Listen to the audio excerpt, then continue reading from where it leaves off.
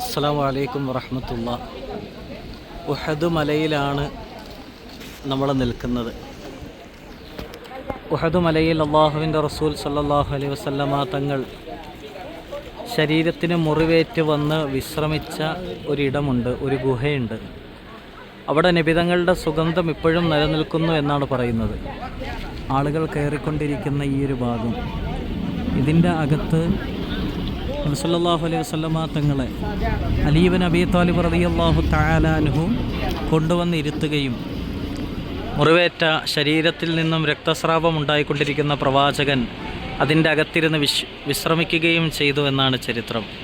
അവിടെ നമുക്ക് കാണാൻ പറ്റും, അവിടെ സിമൻറ്റ് കൊണ്ട് സൗദി ഗവൺമെൻറ് അടച്ചിരിക്കുകയാണ്. കാരണം ധാരാളം ആളുകൾ അതിൻ്റെ അകത്ത് കയറിയിട്ട് ആക്സിഡൻറ്റ്, അപകടങ്ങൾ സംഭവിക്കുന്നതുകൊണ്ട്.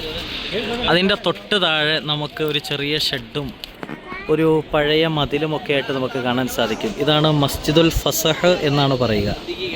മസ്ജിദുൽ ഫസഹ് എന്ന് പറഞ്ഞു കഴിഞ്ഞാൽ നബി സല്ലല്ലാഹു അലൈഹി വസല്ലമ തങ്ങളും സ്വഹാബത്തും ഇതിൻ്റെ അകത്ത് ഇരിക്കുകയും വിശ്രമിക്കുകയും ചെയ്തു എന്നാണ്.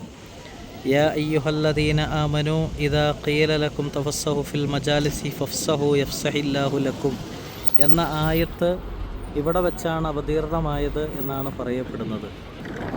നമുക്കതിൻ്റെ തൊട്ട് സൈഡിൽ കാണാൻ സാധിക്കും, ധാരാളം ആളുകൾ ഇവിടെ ക്യൂ നിൽക്കുന്നതായിട്ട് നമുക്ക് കാണാൻ സാധിക്കും.